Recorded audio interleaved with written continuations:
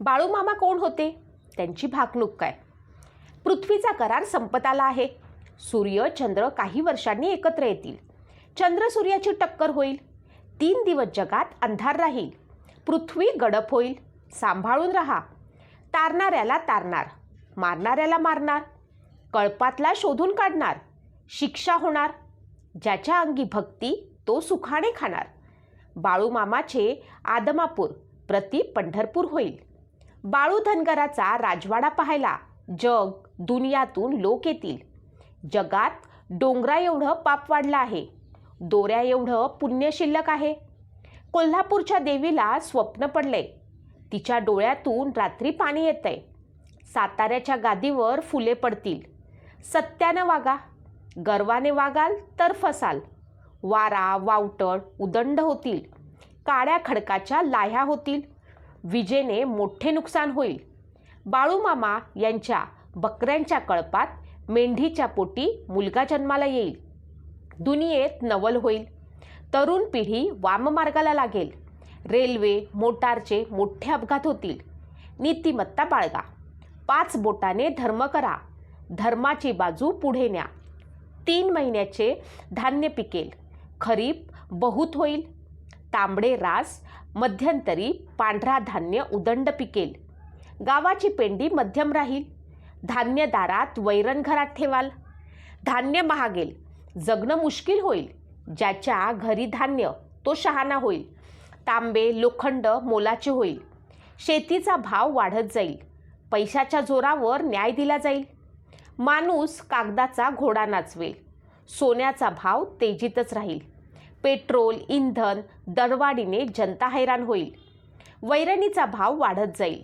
वैरण धान्याच्या चोरी होतील. सांभाळून ठेवा.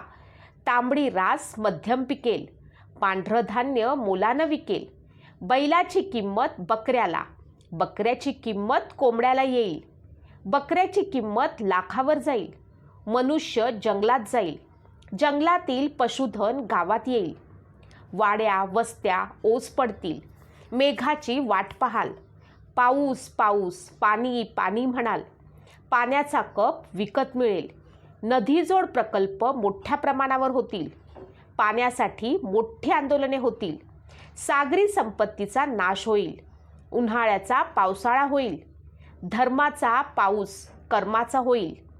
मनुष्याला अनेक आजार होतील. डॉक्टर हात टेकतील. मनुष्याला बुद्धी जास्त, आयुष्य कमी होईल.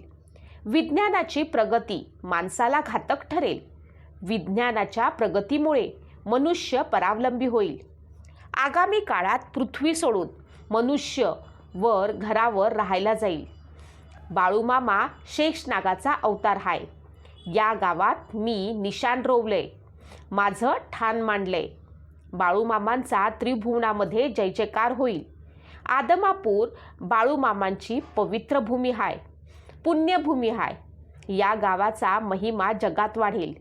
एकीने वागा. राजकारण आणशीला करशीला तर माझ्याशी गाठ आहे.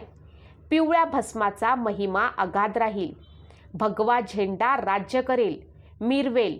छत्रपती शिवाजी महाराज पुन्हा जन्माला येतील. आदमापूरवर माझा आशीर्वाद राहील. रशिया युक्रेनमध्ये सुरू असलेल्या युद्धाचे महाभयंकर परिणाम जगाला भोगावे लागतील. कोरिया चीन ही राष्ट्रे जगासाठी घातक ठरतील. जगातील अनेक राष्ट्र एकमेकांशी लढतील. एकमेकांचे भाग काबीज करतील. कठीण प्रसंग निर्माण झाल्यामुळे जगात 3रे महायुद्ध होईल. भारतावरती 3 राष्ट्रे आक्रमण करतील. भारत पाकिस्तान युद्ध सुरूच राहील. भारतीय सैनिक भारत मातेचे रक्षण करतील. परकीयांचे हल्ले परतवून लावतील. 18 तऱ्हेचा एक आजार होईल. कालवा कालव होईल. जगावरती आजारांची संकट येतच राहतील. आजारावर औषध मिळणार नाही. डॉक्टर लोक हात टेकतील. जगावर आलेलं कोरोनाचं संकट कमी जास्त होईल. कोरोनापेक्षा मोठी महामारी येईल. कलियुगात मनुष्याला अल्प आयुष्य लाभेल. हा सगळा मायेचा बाजार आहे. नीतिधर्माला अनुसरून वागा. सुखात ठेवीन. भारत पाकिस्तान संघर्ष सुरू राहील. दोघात छुपे युद्ध होईल. अतिरेकी घुसखोरी करतील, मोठे बॉम्बस्फोट करतील, घोटाळा होईल, मोठी शहरे उद्ध्वस्त होतील, माणूस माणसाला खाईल, कापाकापी होईल, दिवसाढवळ्या दरोडेखोरांकडनं लुटमार होईल, देशाच्या राज्याच्या राजकारणात मोठा गोंधळ होईल. राजकारणी मंडळी या पक्षातून त्या पक्षात कोलांट्या उड्या मारतील. राजकारणी मंडळी सत्ता संपत्तीच्या मागे लागतील. काँग्रेस पक्षात चिंतेचे वातावरण राहील. कमळ पक्षाचा झेंडा मिरवेल. राजकारणात महिला वर्ग बाजी मारेल. राजकारणात लोक देवाधर्माला विसरून जातील. पैसा न खाणारा सापडणार नाही. भ्रष्टाचार उदंड होईल. नेते मंडळी तुरुंगात जातील. राज्याच्या राजकारणात उलथापालथ होईल. साखरेचा भाव तेजी मंदीत राहील. गुळाचा भाव उच्चांकी राहील. साखर सम्राटांची खुर्ची डळमळीत राहील. उसाच्या कांड्यांचा दुधाच्या भांड्यांनं राज्यात गोंधळ निर्माण होईल. शेतकरी वर्गात चिंतेचं वातावरण निर्माण होईल. सीमाभागेतले राजकारण ढवळून जाईल. निपाणी भागात मोठा गोंधळ होईल. सीमा प्रश्न राजकीय लोकांच्या फक्त चर्चेत राहील. 1.5 महिन्यात धान्य उदंड पिकेल. खरीप पीक चांगले होईल. गोरगरिबाला पुरावा करील. तांबडी रास मध्यम पिकेल. पांढरे धान्य उदंड पिकल. गव्हाची शेती मध्यम पिकेल. ज्याच्या घरी धान्य तो शहाणा होईल. वैरण सोन्याची होईल. सांभाळून ठेवा. धान्याच्या मोठ्या प्रमाणात चोरी होतील. सरकी फुकाची होईल. बैलाची किंमत बकऱ्याला येईल. बकऱ्याचा भाव लाखावर जाईल. बकऱ्याची किंमत कोंबड्याला येईल. कोंबडं मनुष्याच्या पाठीशी लागेल. धनगराचं बाळ मेंढी म्हणून अस्वलाला मिठी मारेल. शेतीचा भाव गगनाला भिडेल. शेतीसाठी खून पडतील. पैशाच्या जोरावरती न्याय मिळेल. कागदाचा घोडा माणसाला खूळ लावेल. वाड्या वस्त्या ओसाड पडतील. जंगलातील पक्षी गावात येतील. मनुष्य जंगलात जाईल. समुद्राची संपत्ती नाश पावेल. दागिने पैसे मनुष्याला घातक ठरतील. उन्हाळ्याचा पावसाळा होईल. ऋतुमान बदलत राहील. खडकाच्या लाह्या उडतील. मी तू करू नका. घरातून गेलेला मनुष्य परत घरी येईल हे सांगता येत नाही. ठेचला मरण हाय. मनुष्यानं जगणं धर्माचं, मरणं हुकुमाचं ठरेल. कलियुगात मनुष्याला कमी आयुष्य लाभेल. गुंडांचं राज्य येईल. लाचलुचपत भ्रष्टाचारास ऊत येईल. नोकरवर्ग समाज खाईल. महागाईचा भस्मासूर वाढेल. सामान्य माणसाला जगणं मुश्किल होईल. कोल्हापूरचे घराणे क्षत्रिय वंशाचे आहे. कोल्हापूरच्या गादीवरती फुले पडतील. गादी नावारूपाला येईल. साताऱ्याच्या गादीवरती फुले पडतील. साताऱ्याच्या गादीवरती फुलं पडतील. शिवरायांचा जय जयकार ऐकाल. शिवाजी महाराज जन्माला येतील. भगवा झेंडा राज्य करेल. जगात मानानं मिरवेल. जगाच्या कल्याणासाठी बाळू धनगरांना आदमपूरमध्ये अवतार घेतलाय. शेषनागाच्या रूपात तो प्रत्यक्ष आहे. माझ्या शबीना सोहळ्याला 33 कोटी देव हजेरी लावतील. माझ्या सोहळ्यात फूट पाडतील तर यमपुरी दाखवीन. आदमापूर गावाला माझा आशीर्वाद आहे. बाळू धनगराचा राजवाडा पाहायला दुनियेतील लोक येतील. पिवळ्या भस्माचा आघात मोठा वाढत जाईल. आदमापूर प्रति पंढरपूर होईल. संत बाळूमामांचे कर्नाटक राज्यात असलेल्या बेळगाव जिल्ह्यातील चिक्कोडी तालुक्यामध्ये अक्कळकोट हे गाव आहे. या गावातील श्री मायप्पा आर भावे व त्यांची पत्नी सत्यव्वा या सात्विक धनगर जोडप्याच्या पोटी बाळूमामांचा जन्म झाला. हा दिवस सोमवार अश्विन शुद्ध द्वादशी शके 1814 दिनांक 3/10/1892 हा होता. बालपणातले जगावेगळे वागणे सुधारावे म्हणून त्यांना अक्कोळ इथल्या जैन व्यापारी चंदूलाल शेठजी यांच्याकडे चाकरीला ठेवले. शेठजी कुटुंबियांकडनं जेवणाचे ताट बदलण्याचे निमित्त होऊन बहीण गंगूबाई ही याप्पा खिलारे हिच्याकडे मामा राहू लागले. यांचे भाचे बाळूमामांना मामा म्हणत असत. तेव्हापासून ते भाच्यांचे मामा आणि जगाचे बाळूमामा झाले. उन्हाळ्याच्या ऐन दुपारी खोल अवघड विहिरीचे पाणी पाजून त्यांनी 2 साधूंना तृप्त केले. साधूंनी बाळूमामांना वाचासिद्धी व कार्यसिद्धीचा आशीर्वाद दिला. बाळूमामांच्या इच्छेविरुद्ध पण आई वडिलांची आज्ञा पाळण्यासाठी बहीण गंगूबाईची मुलगी सत्यव्वाबरोबर त्यांचा विवाह झाला. दोघेही कुळाचाराप्रमाणे मेंढ्या चारू लागले. फिरता संसार सुरू झाला. बकरी चारत असताना "अरे बाळू, तू गुरु करून घे" अशी आकाशवाणी झाली. तेव्हा बाळूमामांनी ठरवलं की मी भूते काढल्याचे पैसे जो कोणी बरोबर सांगेल त्याला मी गुरु करून घेईन. काही दिवसांनी शिवारात फिरत असताना मुळे महाराज भेटले व म्हणाले, "अरे बाळू, भूते काढलेले 120 रुपये मला दे." हे उद्गार ऐकून मामांनी गुरु म्हणून मुळे महाराजांचे पाय धरले. लग्नानंतर सुमारे 9 वर्षांनी सत्यव्वा गरोदर राहिली. पण बाळूमामांची आज्ञा न पाळल्यामुळे तिचा गर्भपात झाला. तेव्हापासून त्यांनी पत्नीचा त्याग करून जगाचा संसार आपला मानला. मामा बकऱ्यांचा कळप घेऊन महाराष्ट्र आणि कर्नाटकात गावोगावी जात असत. त्यामुळे संचारी संत म्हणून ते प्रसिद्धीस आले.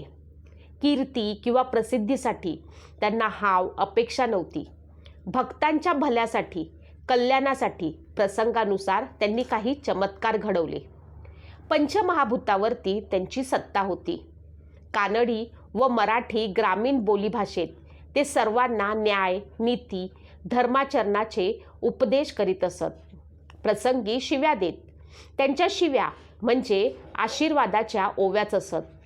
लहानपणापासून थोडापर्यंत, गरिबापासून श्रीमंतापर्यंत व अडाण्यापासून विद्वानापर्यंत सर्व थरातील स्त्री पुरुष त्यांचे भक्त होते व आहेत. शर्ट, धोतर, फेटा, कांबळा, कोल्हापुरी चप्पल हा त्यांचा पेहराव. भाजी भाकरीचा साधा आहार त्यांना आवडे. ऊन, वारा, पाऊस किंवा थंडी असो, बकऱ्यासवे शिवारातच त्यांचा मुक्काम असे. गोरगरिबांना अन्नदान व्हावे, ते भक्तिमार्गाला लागावेत म्हणून त्यांनी 1932 सालापासून भंडारा उत्सव चालू केला. स्वच्छ पांढरे धोतर नेसलेले, पूर्ण हातोप्यांचा शर्ट, डोक्याला तांबडा रुमाल, फेटा, पायात कोल्हापुरी कातड्यांच्या चपला, मेंढ्या राखण्यासाठी हातात काठी, सुमारे 5.25 फूट उंची, प्रमाणबद्ध बांध्याची शरीरयष्टी, निमगोरा सावळा वर्ण, रेखीव नासिका, प्रमाणबद्ध चेहरा, भव्य कपाळ आणि भेदक दृष्टी असे मामांचे दर्शन असे. पादस्पर्श दर्शन कोणीही घेत नसत. दुरूनच दर्शन घेत. नेहमीच्या सहवासातील लोकही जवळ जाण्याचं धाडस करत नसत. जोंधळ्याची भाकरी, उडदाचे डांगर, मूग उडदाची आमटी, हरभऱ्याची आंबाड्याची पालेभाजी, वरणा पावट्याची उसळ आणि शेवग्याच्या शेंगांची आमटी हे मामांच्या खास पसंतीचे पदार्थ. योग्याप्रमाणे ते अल्पाहारी होते. संत बाळूमामा कानडी आणि मराठी भाषा उत्तम बोलत. भक्तांशी ते त्यांच्या बोलीभाषेत संवाद करत. शिकलेल्या शहरी माणसांशी ते शहरी भाषेत बोलत. सामान्य धनगराप्रमाणे त्या व्यवसायास आवश्यक ती सर्व कामे ते करत असत. असाम्य विभूती असूनही मामा अगदी साध्या राहणीचे होते. दर एकादशीचा उपवास फक्त द्वादशीला स्नान करून उपवास सोडत. त्यांच्या कपड्यांना कधीही घामाची दुर्गंधी येत नसे. कपडे स्वच्छ धुतल्यासारखे असत.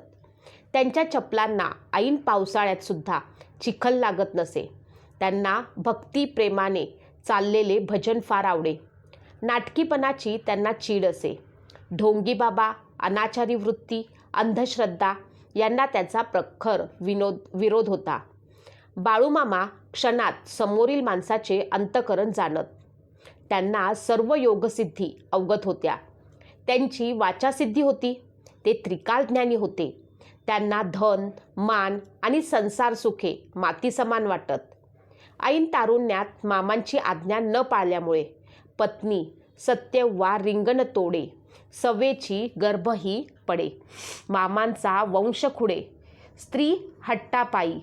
मामा झाले अति खिन्न, टाकले पाणी तथा अन्न. सत्यवाशी माघारन आयुष्यभरी. त्यानंतर मामांनी संसाराचा विचारही केला नाही. जगाचा संसार हाच आपला मानला.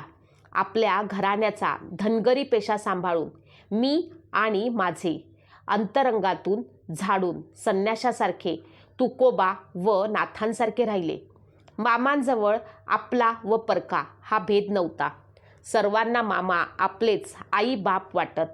इतरत्र श्रद्धावान माणसे आपला खरून निघून संतांच्या भेटीसाठी त्यांच्या गावी जात असत. बाळूमामा धनगर स्वरूपात पुण्यवान गावांच्या रानात शिवारात येत असत. त्यामुळे त्यांचा लाभ फार सुलभपणे होतो. मात्र एक गंमत होती. काही वेळा काही दर्शनार्थींना ते अतिशय शिव्या देत असत. माणसांची श्रद्धा तपासणे, अभिमान अहंकार झाडाव्यास लावणे व त्यांची संकटे नष्ट करणे असा तिहेरी हेतू या शिव्या देण्यामागे असे. पण पुण्य नसल्यास माणूस मामांपासून दूरच राहत असे. हा काळ बदलाचा आहे, भीतीचा नाही, जागृतीचा आहे. जगात काहीही घडो, पण ज्यांच्या मनात श्रद्धा, वागण्यात प्रामाणिकपणा आणि अंतःकरणात मानवता आहे तो कधीच हरत नाही. संतांचा संदेश हा केवळ भविष्य सांगण्यासाठी नसतो, तर आपल्याला योग्य मार्गावर आणण्यासाठी असतो. म्हणूनच गर्व सोडा, सत्य धरा आणि धर्माच्या वाटेवर चालत राहा. कारण शेवटी जग जिंकेल तो नाही, तर मन जिंकणारा खरा जिंकेल. जय संत बाळूमामा.